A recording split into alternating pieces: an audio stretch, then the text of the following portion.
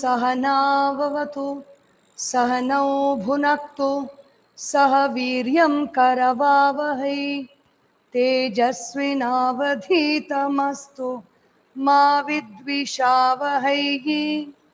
ॐ शान्ति शान्ति शान्तिः। हरिः ॐ श्री गुरुभ्यो नमः। हरिः ॐ। बोलिए श्री सद्गुरुनाथ महाराज की जय। Hari Om. Welcome to this session of Chinmaya Yoga, the 8th session. We usually record it on Sunday, but since there were some other issues, it's happening on Monday. So today's topic is Abhyasa. Abhyasa means practice, constant practice. We have heard so many proverbs in English. Practice makes a man perfect. Whatever we practice, again and again, we get very good at that. That thing can be anger, it can be hatred, it can be jealousy, it can be complaining. We will be very good in what we practice. So we have to ensure that if we want to have a wonderful personality, what is it that we practice all the time? So what is Abhyasa or practice? Abhyasa is hastened slowly. Pujya Gurudev Swami Chinmayananda ji says, Abhyasa is all about a repetitive action towards the goal of having a personality reconstruction. My transformation transforms nation. Whatever change I want to have in my life, it happens when I reconstruct my personality. My personality consists of the mind, which has my likes and dislikes, the intellect, which makes the choices and decisions, which it decides on what I need to do, the chitta or the storehouse of my memories, or whatever experiences I had in the past, are stored as memory cells or batteries inside. That is called the chitta. And the ahankara is, its only job is to add the word I to everything. I or mine. If it is an object, it is mine. If it is a subject, it is I. I did this, I did that, I am hungry, I am thirsty, I am happy, I am sad, I am good, I am bad, I am glad, I am mad, I am intelligent, I am rich, I am brilliant. Nothing, I belongs to nothing, or rather I belongs to everything, but still it attaches the word I with relation to this body, to everything that we experience. So our personality is composed of these four aspects, these four thoughts, and these four feelings compose our personality. And because of the unwanted memories stored in the past in our chitta, because of our excessive attachment to objects and our own likes and dislikes, and because of our ignorance, which makes us identify with everything that we see, hear, taste, smell, and touch, feel, experience, think about, the I thought, which attaches itself to everything, and the constant habit of making wrong decisions in life. Right decision means anything that takes me to myself is a right decision. Anything that takes me away from myself is a wrong decision. So constant habit of making the wrong decisions create a lot of turbulence in our personality.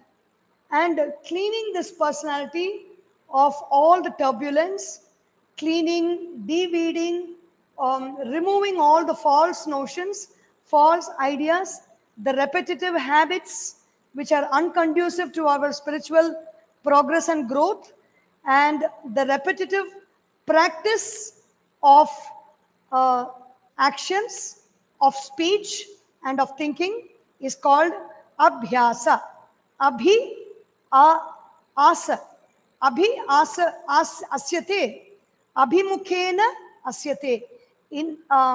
I have a goal in front of me, and every day I am worshipping that goal. if I have the goal of becoming slim, trim, fit, and healthy, every day I focus on that goal.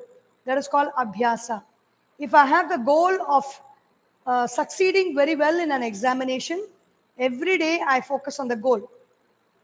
If I have the goal of becoming rich, on a day to day basis, I practice richness, I practice prosperity, I practice experiencing wealth and experiencing the powers and the result of having a lot of wealth. That is called Abhyasa. If I want to complete some big project, focusing on it on a daily basis or on an hourly basis is called Abhyasa. Personality reconstruction is Abhyasa. We have been discussing, Gurudev says, a science of psychology, perhaps we may call it a personality reconstruction technique. We are told how we can cleanse our mind of its vagaries and empty it of all its inhibitions and false values. The mind is like a spinning wheel of water, a spinning wheel of energy.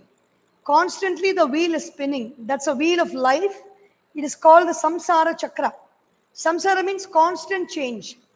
In that spinning wheel, over a period of time, many impurities enter into that field. And along with the impurities, when the spinning is happening, in the course of the spinning, the impurities gather all the energy from that, the movement of life. And the impurities in us become very strong. The habits in us become very strong. The obsessive compulsive disorders in us become very strong.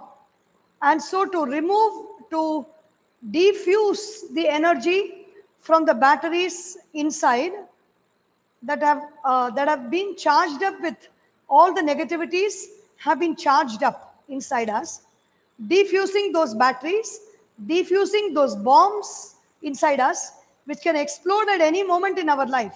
If I have an energy wheel of jealousy, which is being charged every day by my day-to-day practice of jealousy. So it is the choice is with us whether I want to practice goodness, whether I want to practice rejoicing in others' joy, being happy for others, or whether I want to practice jealousy.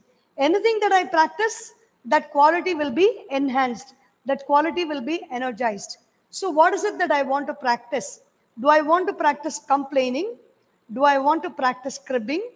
Do I want to practice eating unhealthy food? Do I want to practice oversleeping in the morning? Do I want to practice being very lazy? Do I want to practice keeping my surroundings untidy, unclean, and disorganized, dysfunctional?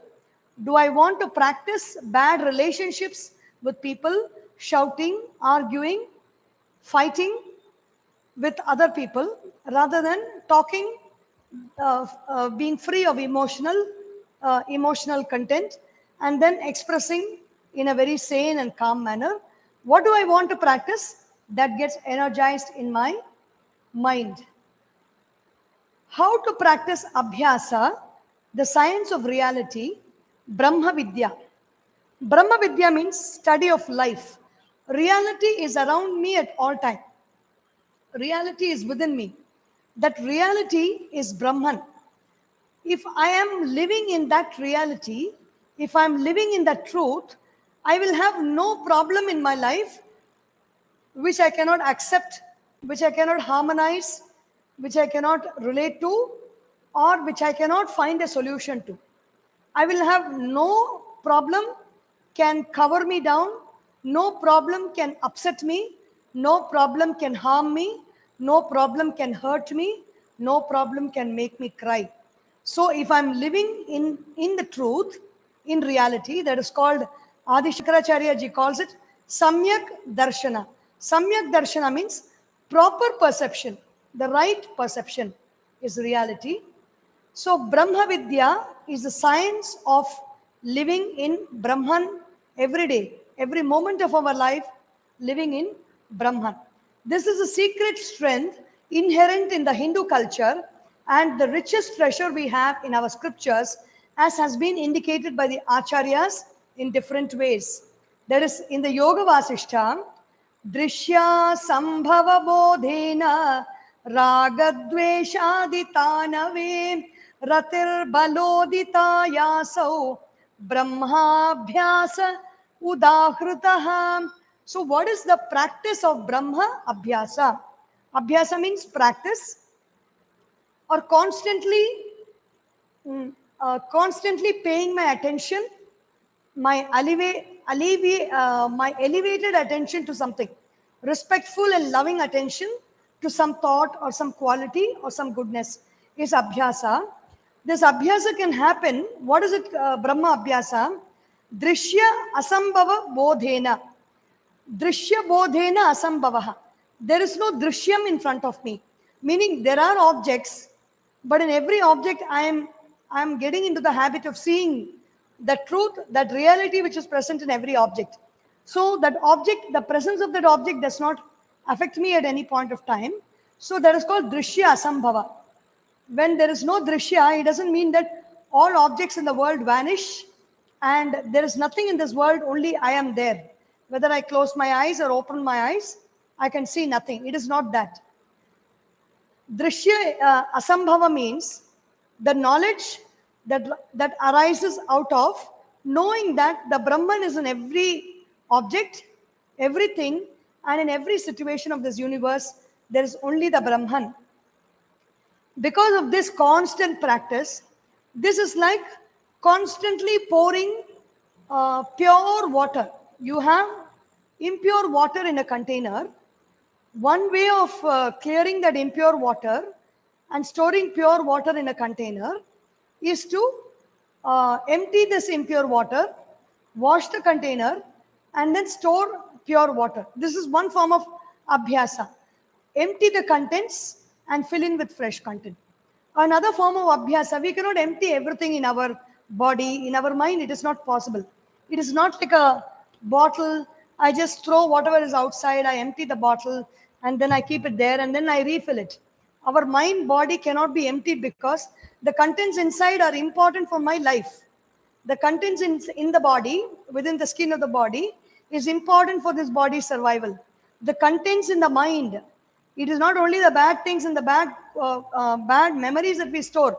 We also store the whole functioning of the body, the functioning of the heart, the functioning of the brain, the functioning of even if my little toe is stubbed, how the communication is sent to the brain, what is the message that has to come, how I have to withdraw my limbs. Everything is stored in this body, in this mind, in this nervous system. So we cannot empty the body and mind as we empty a bottle. So if we cannot do that, what can we do? We are experiencing objects around us. We are experiencing objects within us. Object means sense perception plus some thought. For example, sense, the mind plus the perception of sight, the perception of sound, the perception of smell, the perception of taste, and perception of touch. So these are called objects. Objects means not some material object. Object is very subtle and spiritual object. Sense perceptions. These objects are there, but understanding that what is contained in all the objects is that Brahman, the truth, the reality, the consciousness. When I understand that, I am practicing Brahma Abhyasa. Through the elimination of all perceptions, when our mind gets uplifted. So when these perceptions are eliminated, when I'm not really concerned about what I see, what I hear, what I taste, what I smell, and what I touch, they're not bothering me or throwing my mind into agitations. That's what eliminating perceptions mean. When I eliminate perception, it means my mind is in its own self, resting in its own state of quietude. That's what eliminating perception means. When it does, the mind gets uplifted from its natural oscillations between likes and dislikes. Just like the breath is going in, going out, coming in, going out. There is a constant movement of the breathing. In the same way, there's a constant movement of the mind. I like, I don't like. I like, I don't like. I like, I don't like. So the swing is like ticking of the pendulum of the clock. It just goes on and on. And because of that, constantly this is building up. The likes are getting stronger, the dislikes are getting stronger also. It is not only what we like will stay with us, what we don't like also stays with us. So when we don't like somebody, especially what we don't like stays with us more than what we really like. When we like something, we don't pay our attention so much because it has made us happy and we are content with it. So we don't raise extra energy and pay attention. But when we unlike something, when we hate something, when we are upset about something, we spend a lot of energy on the thought and it becomes very strong. This mind is swinging between likes and dislikes. We come to experience a subjective thrill of joy when we eliminate all the causes for likes and dislikes in our mind. To strive to reach this state of experience is called practicing the science of reality or Brahma Abhyasa. This is in the Yoga Vasishta. Sage Vasishta tells Sri Rama about what it means to practice the Brahman. So, what is it basically? What does practice do? As I've mentioned earlier, the Patanjali's Yoga Sutra talks about Abhyasa as Dirgha Kala, long period of time, Nairantariya, consistently, Dirghakala, Nairantariya, Satkara, with a lot of love and respect. Asevita, constantly paying attention to a particular thought, a particular feeling, a particular action, or a particular object is called Abhyasa. And what we constantly feed our energy, it actually comes back to us as mental impressions. So, if I want to have the right kind of impressions in my mind, I should be very much aware about what I'm paying attention to every moment of my life. If we really see, we face so many problems in our life. And if we analyze how those problems have come, the problem can come because of some person whom we have hatefully been thinking about because they've been doing some wrong action. We have been thinking about that person and how he is capable of doing that wrong action. So, when we think about that person and the wrong action, a steady stream of energy is formed in us.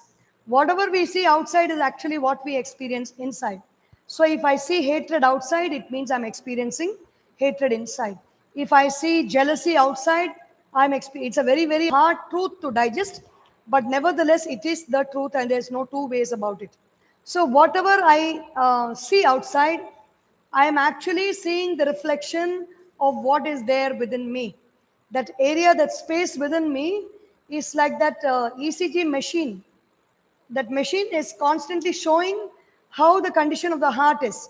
In the same way, this machine of vibrations inside is of the knowledge of the quality that we spot outside. That is a machine. That machine shows us when I say that person is very angry, it means I am experiencing the anger that I am capable of reflected on that person. If I say this person is jealous, I am experiencing the jealousy that I have invoked and the jealousy that I am capable of in that person. Why do I hate that jealousy or that anger? Because jealousy is not my nature, anger is not my nature. I do not want that, I do not like that. When I see it in someone, I get angry because I don't want to accept it. Our problem in life is basically we don't want to accept things that we don't like. So, what is Abhyasa? A scheme to withdraw our anxious awareness of the sense objects perceived through sense organs, and yet another scheme to control the very attitude of our mind during making these sense contacts. So, first is cleaning up. Cleaning up is very important. Whether it is your room or whether it is your mind, we do not like in a washing machine, we put dirty clothes, we put that soap powder, and we switch on the washing machine and it keeps swimming. We do not, already there is dirt in clothes, there is grime in clothes, and the washing machine will have a tough time to wash that. On top of that, if I if I want to have pieces of dirt into the washing machine, it is only providing extra load on the bandwidth of that washing machine. Its ability to clean I'm unnecessarily putting extra load. So consciously, when I remove all the negative qualities in me, when I work on removing the negative qualities like excess desire, anger, hatred, greed, jealousy, fear, selfishness, then the quality of having disease, the obstacles within me, if I make my own effort to remove those obstacles, Vyadhi is disease. Laziness, obstacle is another laziness is another obstacle. Sthana, samshaya, doubt is an obstacle. Constantly doubting everything without accepting what is being told. When I know that I have faith in the person who tells me something, and I know that it can be true, I may not be able to see it, and I just accept it, tremendous possibilities happen in my life rather than wasting every day of my life doubting and arguing. Vyadhi, Sthana, Samshaya, Avirati. Avirati is, I don't, it comes under Vairagya. I don't, I should not be doing something that action which I do, the word which I speak, or the thought that I think keeps disturbing my mind and it is not good for my spiritual growth. Yet I hold on to it and I am not able to do it. I'm not able to let go of it is avirati. So the power of letting go is you cannot let go of jealousy, you cannot let go of hatred, you cannot let go of anger. It is not like I have something here, I put soap and I wash it and it is gone. So for every quality that I have to raise my awareness level. First, accept it. Yes, I have this anger, I have this jealousy, I have this hatred, I have this confusion. So, all the qualities that I'm saying Vyadhi, Sthana, Samshaya, Avirati, Alasya. Alasya is an inability to think well, an inability to become forward in my thinking, advance my thought process rather than getting stuck in the past. Alasya, Avirati, Bhranti Darshana, constantly having a skewed perception of people, objects, and situations around me. Bhranti Darshana, Pramada. Pramada is not paying attention to the sadhanas or the abhyasa that I have to do. Abhyasa is a constant thing. Every day I have to practice to succeed in life. And also, I have to practice with the idea that whatever success happens is not because of what I practice, but it is because of the grace of that Supreme, the grace of the Divine, the grace of the Almighty, the grace of the Guru. The grace is what is making whatever happen. But yet, I can meet grace halfway with my practice, spending my time in practice. So, Bhranti Darshana, Alabdha Bhumikatva means I'm not even able to reach that particular state I want to reach. Alabdha Bhumikatva. Anavasthitatva is even if I reach, I'm not there, I keep falling down, I keep dropping down. I score very high and then I fall back into my old scores. Anavasthitatva. Then sorrow is a practice.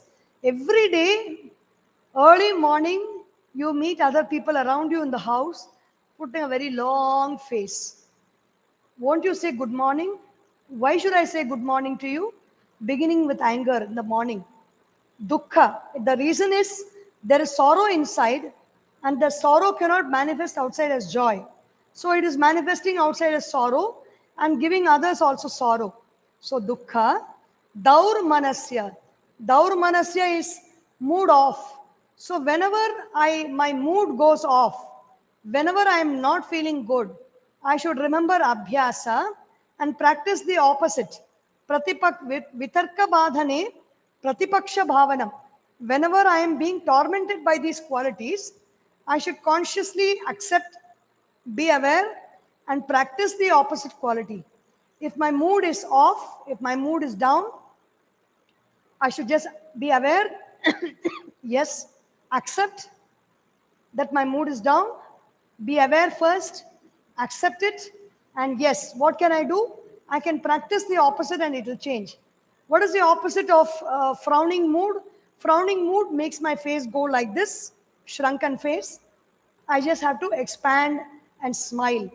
When I go in front of the mirror and practicing a large smile for 10 minutes, my mood will change. Any mood we want to change, suppose I'm feeling very dull, I catch on to a very energetic phrase.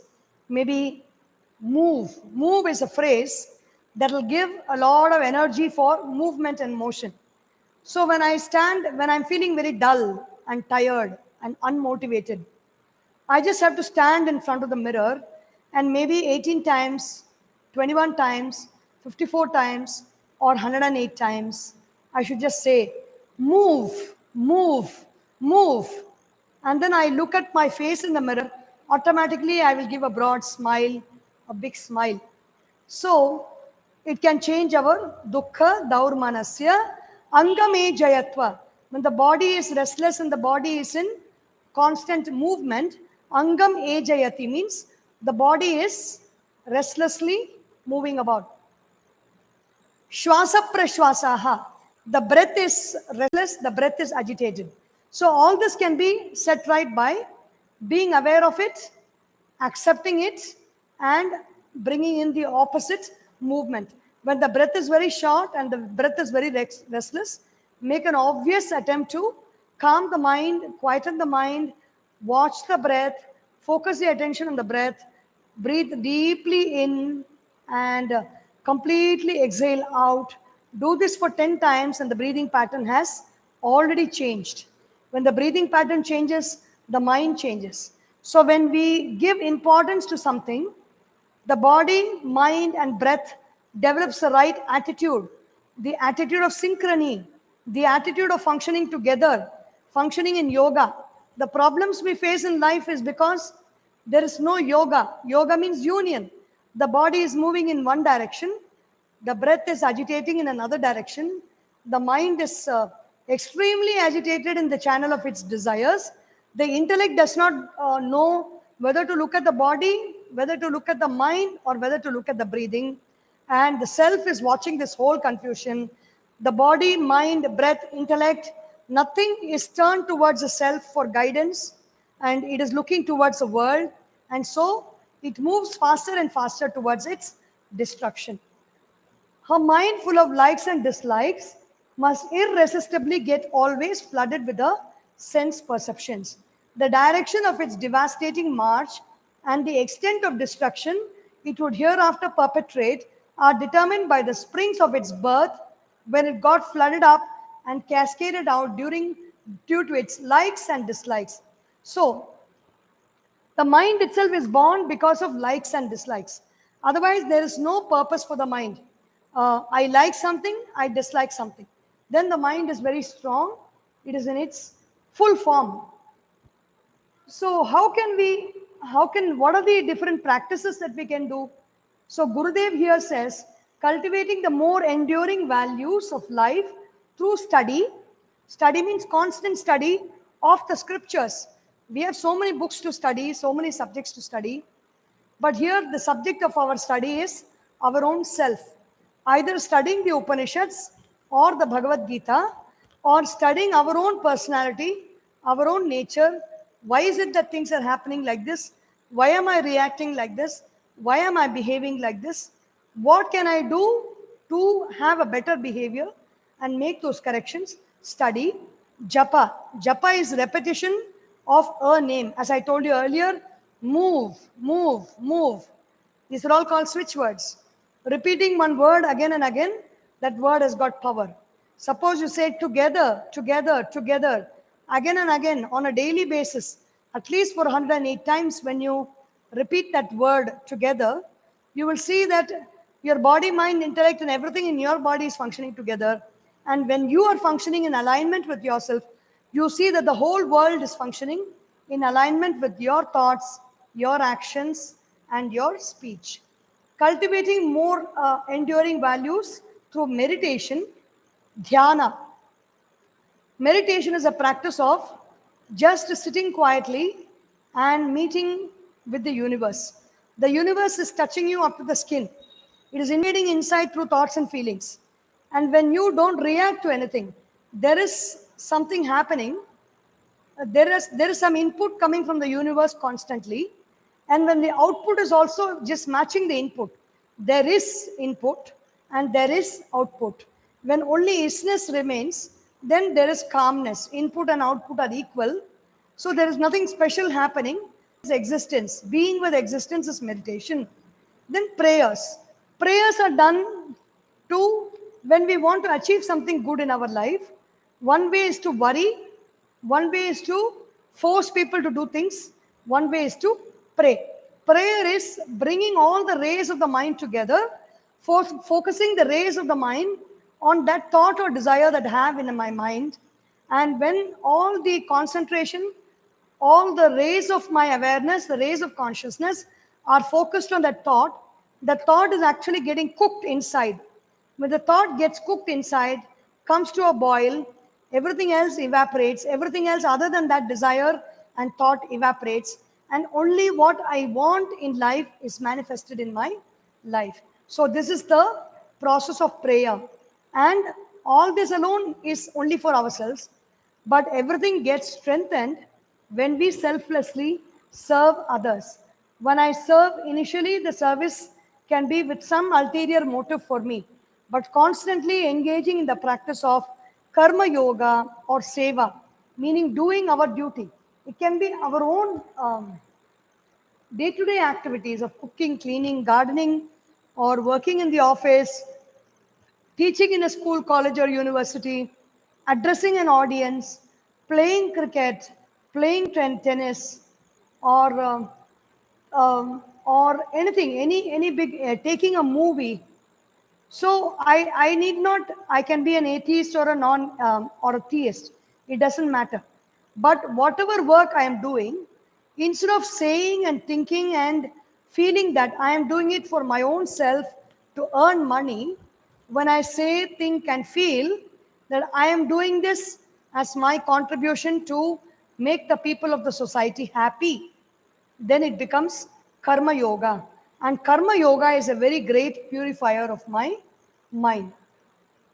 Once the mind is wild, all our good resolves are of no avail, and the sense organs are helplessly whipped out and forced into the action.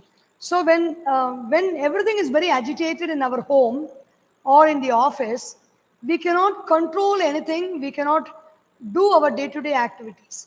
When there is a flood, we cannot do anything about the water. But when the water is calm, we can do something about channeling the water in the right direction. So, what are the other practices that we can have suggested in the Vedanta also? They're shama, constant abhyasa or constant practice of quietening the mind. How do I practice quietening the mind? When somebody scolds me or somebody does something that I don't like, immediately the thought comes in my mind, how can that person do this? That thought comes, the body moves, the breath moves, the mind is disturbed, the intellect is following without any choice of its own. It is following whatever the body and the mind are doing. So, shama means giving a pause between what is coming and what is going out. Whatever is coming, I observe that yes, what is coming into me is not okay, is not good, and then what is going out of me also need not be good. What is going out of me can be operated from kindness, compassion, and love, and positive vibes and attitude. It is possible. So it requires practice, shama, quieten the mind. Dhamma is control the sense organs. Uparama is focus on my own work on a day to day basis. It can be giving a YouTube video, or it can be cooking some nice dish, baking a cake, or it can be folding clothes, it can be arranging the room, it can be decorating, it can be gardening, it can be reading in the library. Whatever work I am doing, focus all my attention on the work completely is uparama. Then titiksha is being comfortable with my uncomfortableness, my discomforts, getting into my skin, experiencing the discomforts, being with it, accepting it is there, accepting that it is hurting and it is painful, yet not complaining about it to others, not agitated about it, or not trying to constantly change the situation, change the people who are causing it, um, change the objects that are causing it, or manipulate the situations. Tremendous energy is lost in doing all these changes. So, titiksha is a very simple way. Instead of making the changes outside, accept what is happening and be very quiet and focus. So, there is an author called Nassim Taleb. He has written many books on erroneous thinking and how erroneous thinking spoils our life. He speaks about one thing called be anti fragile. Some people are fragile, meaning like glass, whatever is said, like a flower or like a glass, if something is harsh, then the flower wilts and the glass breaks. So that is being fragile. Some people are very hard, like coal tar. Whatever happens, they are not affected at all. But they just remain the same. They remain unmoved like coal tar in their life. But there are some people who are like in YouTube channels. The more you get dislikes, the more you, whether you get likes or whether you get dislikes, both way your popularity is increasing. So that is being anti-fragile. So if I recently I met a group of youngsters from Orissa, and I asked, what is the secret of your power? They were all very energetic, powerful, and dynamic. So I asked them, what is the secret of your power? They said, we are facing 3 storms, 4 storms a year. And storms come to Orissa like they visit their uncle's house. And for us, small storms and all, not a matter at all. We don't bother. And we withstand big storms. We suffer those storms. We gather energy because of that. And then when the storm goes away, we become very powerful. So accepting all the storms in life and strengthening ourselves, being anti-fragile, without complaining, cribbing, or trying to change situations is called titiksha. And then these are all the qualities that we can develop. The other quality is shraddha, constant belief that everything is good in life. No, yes, we do face certain situations, certain difficulties in life, but when we are going to go on, ensure that that is only the way, then we will be stuck with an elephant in our bedroom. The elephant, you cannot do anything. You cannot move out of the bedroom. You cannot ignore it. You cannot also just do anything that you please. You have to be constantly aware of it. So that kind of a situation will happen in our life if we are not aware of what thoughts we are seeding, what beliefs we are seeding in our life. If I believe that people are going to be bad, people do the wrong things for me, people don't serve me, and people are all up to catch my back, people are all setting me up to fail. If I believe all these things, then those beliefs are strongly etched in me, and the life situations also suits the belief, because everything in life keeps saying tathastu. Tathastu means so be it. Life is constantly repeating this like a mantra. So whatever happens, whatever my convictions, it says so be it, and that conviction becomes very strong. And Shraddha, Samadhanam is constant practice of keeping the mind at peace and striving for liberation. Focus on what you want is focusing on getting liberated, not being stuck. What is being stuck and what is being liberated? In the movement of life, is when it's liberated, it is free. It is in the upward direction, it is upwardly mobile, and it is moving in a spiraling motion towards one goal of complete liberation. That is the main thing. But if we do not follow that upwardly mobile path of life towards complete liberation, we will get stuck in the circular motion of life, which is called samsara, like a whirlpool. If How do I know I'm in samsara? Constantly on a day-to-day basis, if I'm seeing the same people, doing the same actions, doing it in the same mood, same mannerism, and feeling the same thought, thinking the same thoughts, feeling the same feelings, experiencing the same experiences, eating the same food, sleeping in the same manner, I'm not talking of being like a gypsy, wandering from one place to another. But if there is a kind of rigidity in my life, and everything is happening constantly on a day-to-day basis in the same manner, then we should know that we are stuck in samsara. Samsara means the whirlpool movement of life. The circular, the spiral movement of life is towards liberation. The whirlpool movement of life is in samsara. So if I constantly am aware of it and I want to come out of it, if I want to come out of that whirlpool movement, I should have a strong desire that I should be out of this whirlpool movement. Only with that desire it is possible to come out. Otherwise, even if somebody wants to lift me out, even if somebody wants to hold me, I will be stuck in the whirlpool and I will try to pull that person also inside the whirlpool, which will not happen. Nobody will want to save us by risking their lives. So even in swimming, even in ocean, even in helping ocean lifeguards, people, what they are taught is you go out, dive, and swim and try to rescue somebody.